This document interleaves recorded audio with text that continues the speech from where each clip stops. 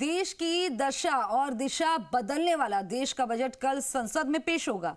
PM Modi के तीसरे कार्यकाल का वित्त मंत्री निर्मला सीतारमण 8वां बजट पेश करेंगी और इस बजट से विभिन्न सेक्टर से जुड़े उद्योगपति ने बजट को लेकर सुझाव दिए, साथ ही काफी उम्मीद जताई। इस बजट से टैक्स स्लैब में राहत, एमएसएमई को मजबूत करने और सिंचाई और युवाओं को मजबूत करने वाला बजट की उम्मीद जताई। इस दौरान जी मीडिया के संवाददाता ने उद्योगपतियों से खास बात की, सुनिए।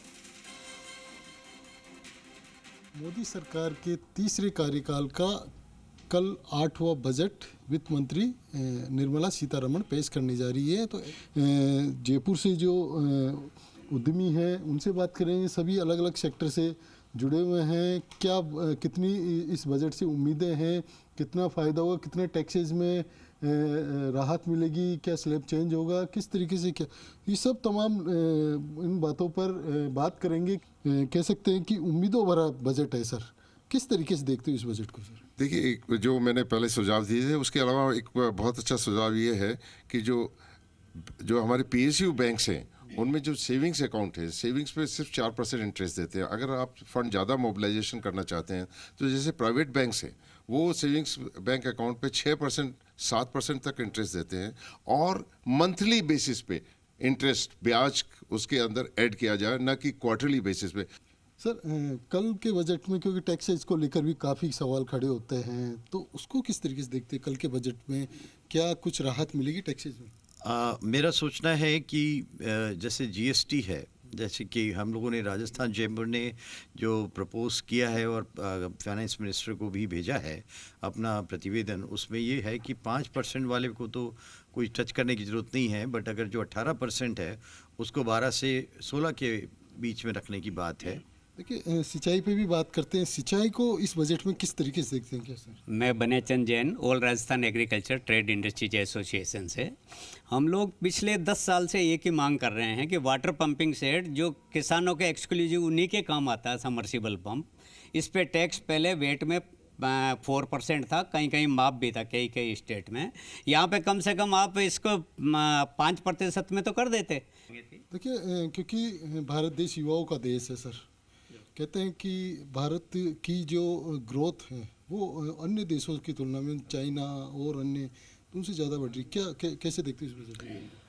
डेफिनेटली इंडियन गवर्नमेंट ने, अगर आप पिछले वाला लास्ट ईयर की बात करेंगे तो आपको ध्यान होगा कि उन्होंने इंटर्नशिप का एक बेहतरीन फॉर्मूला लेकर के आए थे कि टॉप उन लोगों को 500 कंपनीज़ के अंदर में वो देंगे। तो डेफिनेटली वो यंगस्टर्स के ऊपर में ध्यान दे रहे हैं। अब इसके साथ साथ में अगर हम इनोवेशंस को भी और जोड़ दें, क्योंकि यंगस्टर्स जो आज आ रहे हैं सोशल मीडिया के ऊपर में काफ़ी एक्टिव हैं, उसके साथ में इनोवेशंस के ऊपर में उनकी बहुत नज़र रहती है। रिसर्च डेवलपमेंट बढ़ाने की आवश्यकता है। सर आप कौन से बिजनेस से हैं? चार्टर्ड अकाउंटेंट हूँ। अच्छा, तो इस बजट में कितनी उम्मीदें आम लोगों से, क्योंकि जुड़ा और आम लोगों काफ़ी उम्मीदें हैं सर? मैं सुधीर बंसाली, चार्टर्ड अकाउंटेंट हूँ।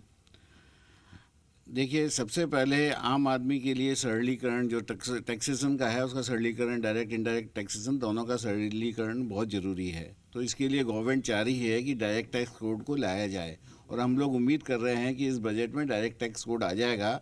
जो अभी उलझे हुए हैं उसके लिए उन्होंने विवाद से विश्वास करके एक स्कीम लाई हुई है। उसमें जो पुराने केसेस हैं उनको सेटल करने के लिए गवर्नमेंट ने वो स्कीम दी है। आपको कितनी उम्मीद है सर? काफ़ी अच्छी उम्मीद है। मैं आम आदमी के हिसाब से कहता हूँ कि इनकम टैक्स का जो स्लैब है तो उसमें थोड़ा सा सुधार किया जाए और ज़्यादा आदमी के हाथ में आए, टैक्स कम देना पड़े, ये सोचते हैं एक तरह से। और दूसरे मेरे ये इंडस्ट्री वाले एमएसएमई के बारे में, इनके अलावा मैं कहना चाह रहा था कि रेलवे भी आजकल क्या है कि फाइनेंस डिपार्टमेंट ही देख रहा है, तो रेलवे का जो बजट है उसको राजस्थान के लेवल पे इस तरह से किया जाए कि जो इंफ्रा बढ़े हमारा।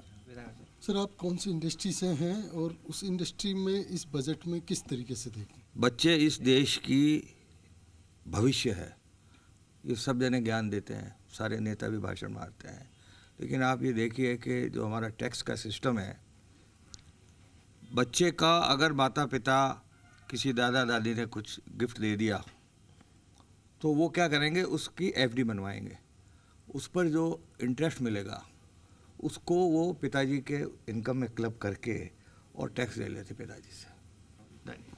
तो कह सकते हैं कि इस बजट से काफ़ी उम्मीदें हैं और अपनी अपनी उम्मीदें भी हैं, क्योंकि सबको अलग अलग सेक्टर से जो जुड़े हुए थे, चाहे टैक्सेस की बात करें, चाहे युवाओं की बात करें या फिर अन्य, तो कल जब बजट आएगा तो कितनी लोगों को राहत मिलेगी ये देखा जाएगा।